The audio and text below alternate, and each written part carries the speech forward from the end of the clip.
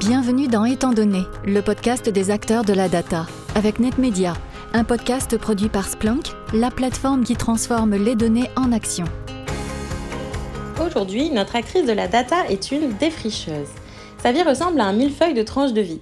Celle qui a banni le mot immobilisme de son vocabulaire prend toute jeune la direction des États-Unis en 2002, alors fraîchement diplômée de HEC. Elle pose ses valises à l'ambassade française de San Francisco et y planche sur la partie médias et audiovisuel. C'est le tout début de la révolution numérique et elle y plonge la tête la première. Elle revient 2 ans plus tard en France, où la révolution y est là aussi numérique. Elle passe chez Capgemini dans la branche conseil, où elle aide le secteur télécom à diversifier son contenu. D'abord en France, puis dans le reste de l'Europe, en Afrique du Sud et au Moyen-Orient. Chaque fois, notre défricheuse se plonge dans la compréhension du pays où elle travaille.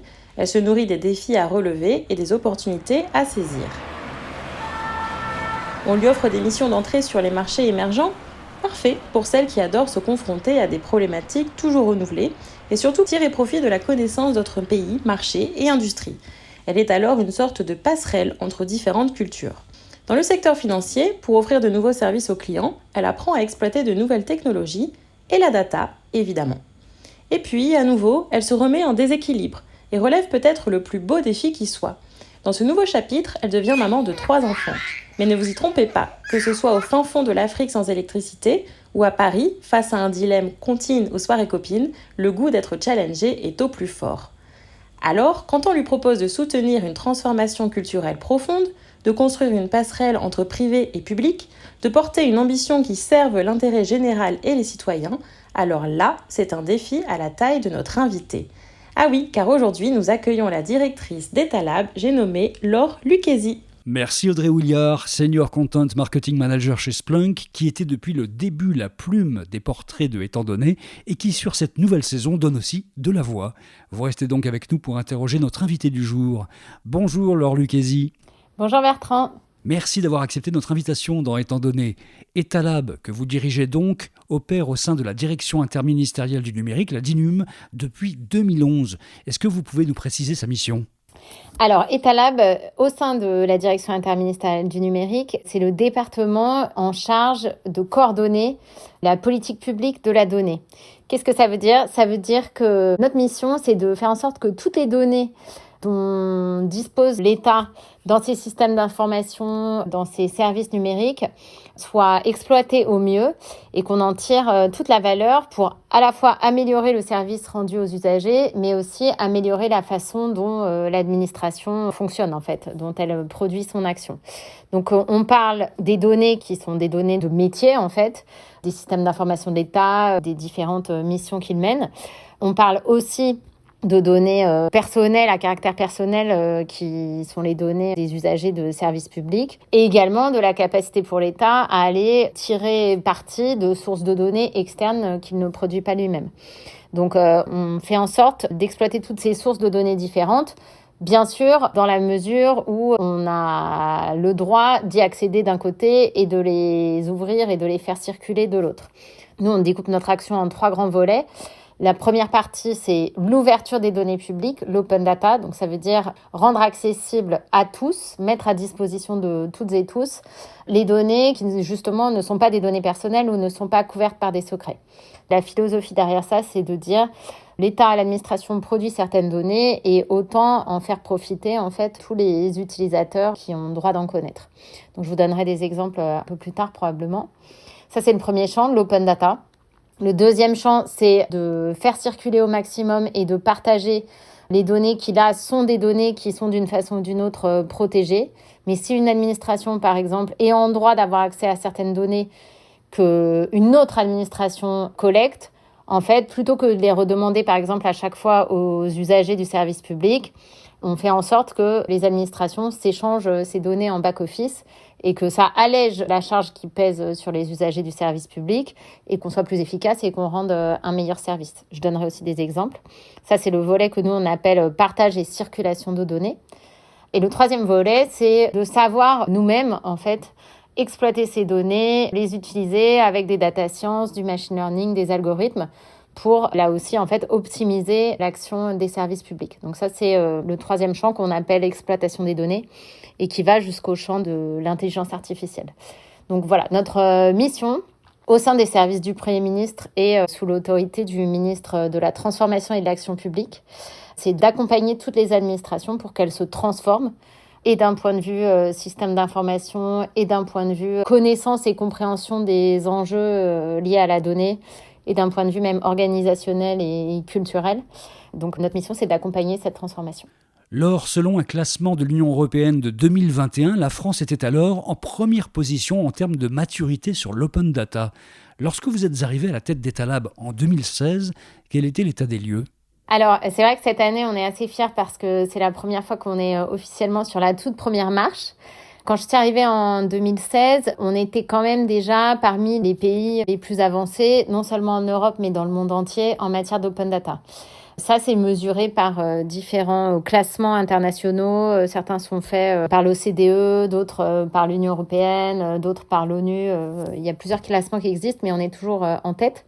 On a quand même une maturité bien plus forte aujourd'hui, en particulier sur le sujet de l'open data. Quand je suis arrivée en 2016, ce sujet de l'ouverture des données publiques, c'était un sujet encore un peu pionnier justement. Donc c'était à la fois très innovant, mais c'est vrai qu'on était un peu seuls à parler de ces sujets-là et les différentes administrations avec lesquelles on travaille n'étaient pas du tout au fait de ce sujet. Depuis 6 ans maintenant, on sent que vraiment la maturité, la compréhension des enjeux liés à l'ouverture des données, mais aussi à leur exploitation, a grandi dans tous les ministères. Et donc en fait, on est passé d'une première phase où il y avait ce sujet un peu pionnier de l'open data. Ensuite, on a eu une deuxième phase, je dirais, il y a plutôt 4 ans, où là, on est sorti du seul sujet de l'open data et on a couvert tout le champ, justement, du spectre et du cycle de vie de la donnée. Donc, non seulement l'ouverture, mais aussi le partage entre acteurs et l'exploitation avec les data science. Ça, c'était une deuxième phase. Et là, on est entré plus récemment dans une troisième phase qui est celle, je dirais, de vraiment la compréhension du pouvoir transformatif de la donnée. C'est-à-dire, ça peut vraiment changer les politiques publiques, ça peut vraiment changer la façon dont le service public est rendu aux usagers. Donc, ça tire au-delà juste des sujets techniques et SI, beaucoup de sujets de transformation profonde. Concrètement, comment faites-vous pour que les données soient partagées par les différentes administrations ? Ça, c'est un sujet qui nous fait réfléchir en permanence. Mais finalement, nous, on a l'habitude de dire à Etalab qu'on a un peu 3 modes d'action. Le premier, ça, c'est assez spécifique au fait d'être un acteur public, mais on dit il y a le legal way, le people way et le maker way. Donc, le legal way, c'est le fait de dire on établit un cadre juridique légal qui oblige les administrations à ouvrir et à partager autant que possible leurs données. Ça marche bien dans l'administration parce qu'on aime bien les choses qui se font dans un cadre juridique bien établi. Mais ça, c'est aussi parce que voilà, on est un service du Premier ministre, donc on a ce rôle d'autorité et on est capable de mettre des obligations et de faire de la doctrine pour que les administrations qui sont chargées d'ouvrir les données les partagent.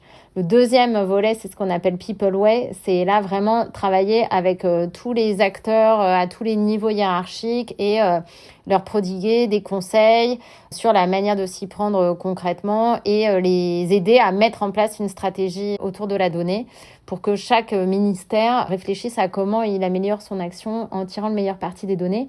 Et aujourd'hui, on a une sorte de Chief Data Officer dans chacun des ministères et bientôt dans chacune des directions métiers des ministères. Donc ça, c'est la partie vraiment gouvernance organisationnelle. Mais ça compte parce que ça veut dire qu'on a des ambassadeurs dans tous les ministères auprès desquels on doit rayonner. Et le troisième volet qu'on appelle Maker Way, ça c'est très important aussi dans notre ADN à Etalab et la façon dont on travaille, c'est qu'on opère par nous-mêmes des produits, des plateformes et on met à disposition ces outils des différents acteurs avec lesquels on travaille. Donc le plus connu, c'est la plateforme data.gouv.fr, qui est la plateforme nationale d'open data que tous les ministères peuvent utiliser pour partager leurs données. Et on opère nous-mêmes plein de services autour de la donnée. Donc ce triptyque, il est important pour nous. J'en rajouterai peut-être un troisième qui est le Money Way pour compléter. C'est qu'on aide aussi, on a la capacité d'aider, de faire des cofinancements et d'amener justement un apport financier aux différents ministères pour les aider à mettre en place leurs projets data. Et ça compte aussi en fait de leur donner les moyens d'innover comme ça. La plateforme Open Data, data.gouv.fr, que nous sommes nombreux à connaître et dont vous parliez à l'instant, est donc développée par Etalab. Est-ce que vous avez des exemples concrets de réussite de cette politique d'ouverture des données pour les citoyens ? Alors oui, des exemples très concrets. On trouve tout type de données sur cette plateforme. Données bien sûr qui de nouveau ne sont pas des données personnelles et pas des données couvertes par des secrets. Mais donc un des exemples de données partagées par les administrations sont toutes les données autour de l'épidémie du Covid. Et c'est parce que ces données sont mises à disposition justement par beaucoup d'acteurs différents, notamment dans le champ de la santé, qu'un acteur, par exemple, comme Guillaume Rosier, a pu faire Covid Tracker sur le suivi de l'épidémie. Il a pu utiliser les données sur les différents lieux de vaccination pour faire vite ma dose. Donc on voit bien que là, si ces données avaient dû être recréées de zéro, ce service n'aurait pas utilisé. Et si un service comme Etalab n'aidait pas les administrations à partager ces données, ces services-là n'existeraient pas. Un deuxième exemple, c'est une base de données qui s'appelle Demande de valeur foncière, qui est en fait une base de données très importante détenue par la Direction des finances publiques, donc les services des impôts. Et en fait, il y a quelques années, en 2018, cette base a été ouverte et en fait, ça donne tous les prix de l'immobilier, des transactions immobilières sur un historique de 5 ans, tels que justement les relèvent les services fiscaux. Donc en fait, ça donne une vue très précise sur le marché de la réalité des prix de l'immobilier. Et donc, on a réussi à ouvrir cette base de données. Donc, c'est vraiment géolocalisé à l'adresse, à la parcelle cadastrale. C'est très précis. Et donc, ça est projeté sur une carte. Ça va permettre de faire de la transparence très importante sur le marché de l'immobilier. Donc, on a fait un petit outil à Etalab qui est extrêmement visité. C'est encore un autre exemple. Et puis, d'autres exemples, c'est la base d'adresses nationales, par exemple, où toutes les adresses géolocalisées, 25 millions d'adresses précises, qui viennent de différentes sources de données, sont mises ensemble dans une base de données qui, en fait, est ce que nous, on appelle une donnée de référence. Et par exemple, on a fait une petite API, un petit service de géolocalisation qui permet d'associer des coordonnées GPS à une adresse précise. Et ça, c'est consulté énormément. Il y a entre 1 et 2 milliards d'appels par mois de ce service-là. Et c'est utilisé par les services d'urgence, par des sites comme Le Bon Coin. C'est extrêmement précieux. Votre objectif, c'est d'optimiser les services publics grâce à la data. Est-ce que vous pouvez nous en dire plus sur les projets de data science sur lesquels travaille le lab IA d'Etalab ? Donc voilà, ça c'est le troisième volet de notre mission où nous-mêmes, on utilise de la data science et de l'intelligence artificielle et on aide les administrations à le faire aussi par elles-mêmes. Là aussi, pour vous donner 2 exemples concrets de comment ça aide à améliorer l'action publique. Le premier, on a travaillé sur un projet il y a plusieurs années qu'on a appelé Signaux faibles. C'était notre petit nom de code. Et ça permet en fait de détecter en avance, avec l'exploitation de différentes sources de données, les entreprises qui sont en difficulté, en croisant des données de différentes sources. Et en fait, ça permet à des acteurs dans les directions chargées de prévenir les faillites d'entreprises d'intervenir plus en amont et du coup d'aider des entreprises à éviter la faillite. Donc ça, aujourd'hui, c'est un service national, alors qu'il y a 5 ans, c'était une expérimentation chez nous. Un autre exemple, c'est pour mieux allouer les contrôles sanitaires dans les restaurants. En exploitant différentes sources de données, on est capable en fait d'envoyer des inspecteurs là où il y a le plus de risques en fait, et donc c'est une meilleure allocation des ressources publiques. Voilà, c'est 2 exemples, mais il y en a beaucoup d'autres. On sait détecter des décharges sauvages sur des images satellites. Il y a vraiment des cas d'application maintenant dans tous les champs de politique publique. Qu'en est-il des entreprises qui bénéficient de l'ouverture des données ? Un des bénéfices voulus de la politique d'open data, c'est justement que ces données, elles créent de la valeur économique, c'est-à-dire elles puissent être réutilisées. Elles trouvent une nouvelle vie en quelque sorte en étant utilisées par d'autres acteurs que les acteurs publics qui les ont produites initialement. Donc je donnais l'exemple de Guillaume Rosier tout à l'heure, mais un autre exemple, c'est on a travaillé avec le ministère de l'Intérieur sur l'ouverture d'une base de données géolocalisées des accidents de la route. Et donc ça, c'est à la fois très utile pour les citoyens qui peuvent voir où arrivent, par exemple, les accidents près de chez eux et aller plaider pour qu'on améliore la signalisation. Mais par exemple, un assureur, ça lui a permis de développer un calculateur d'itinéraires en proposant justement les itinéraires qui étaient les moins accidentogènes.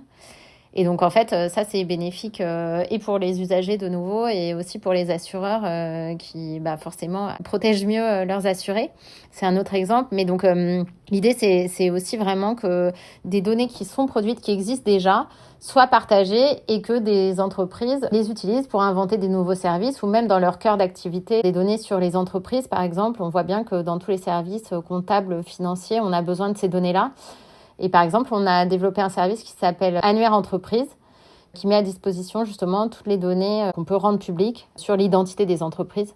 Et ça, c'est utile pour beaucoup de services, par exemple. Donc, c'est assumer que ces données publiques créent de la valeur économique. Laure, pensez-vous qu'il faille mettre des garde-fous, une sorte d'éthique de l'open data ?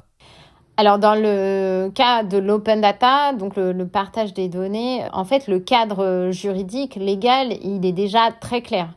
C'est-à-dire qu'on ne partage pas des données qui sont des données à caractère personnel, on n'ouvre pas des données qui sont protégées par des secrets et on doit faire tout ça donc, dans le respect notamment du RGPD.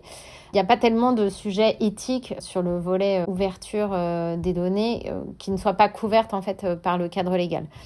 Il y a quelques sujets sur les risques de réidentification parce qu'en croisant certaines bases de données, on peut justement réidentifier des individus. Mais ça, de nouveau, en fait, c'est quand même couvert par le RGPD. Finalement, je pense que les sujets éthiques, ils sont plutôt liés à l'exploitation des données, c'est-à-dire prévenir les risques de discrimination, de biais quand on utilise des algorithmes. Mais aussi, et ça c'est en particulier vrai pour justement les acteurs publics, c'est assurer une transparence et une capacité à rendre compte à tous les usagers des algorithmes qui ont été utilisés quand on prend une décision individuelle qui les concerne. Par exemple, si on leur attribue une place dans une crèche, quand on calcule une tarification d'un service public, par exemple dans les services des collectivités territoriales, si on alloue une place dans l'enseignement supérieur, il faut qu'en tant qu'acteur public, on sache justifier s'il y a eu des traitements algorithmiques, comment ces traitements-là ont fonctionné. Donc en fait, là aussi, il y a des obligations légales et un cadre qui existe déjà. Mais finalement, nous, le travail qu'on mène, c'est aussi de sensibiliser les différents acteurs publics sur ces questions-là, de transparence algorithmique et de savoir rendre compte de ce qui est fait et comment les algorithmes sont utilisés dans les services publics. Auriez-vous une personne à nous recommander pour un prochain numéro de ce podcast ? Alors, je recommanderais Laurence Chrétien, qui est Chief Data Officer chez Sodexo, avec qui j'ai eu l'occasion de travailler par le passé, mais qui, je pense, pourra vous parler justement de tous les enjeux aussi dans un tout autre domaine que l'action publique, mais dans le secteur justement de l'alimentation et de la restauration. Il y a énormément de choses et d'enjeux et beaucoup de capacités aussi à améliorer les services rendus. Donc je pense que ce sera très intéressant de l'interroger. Merci beaucoup, Laure Lucchesi. Merci.